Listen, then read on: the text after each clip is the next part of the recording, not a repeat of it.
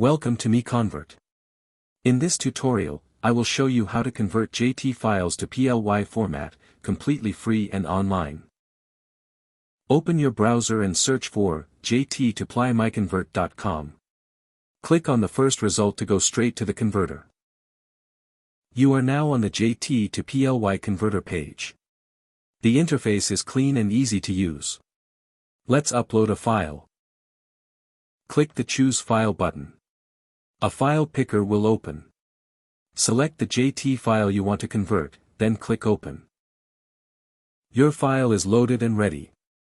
You can see the file name, size, and destination format. Click Convert now to start the conversion. The conversion is in progress. You can see the progress bar moving. This usually takes just a few seconds. Done.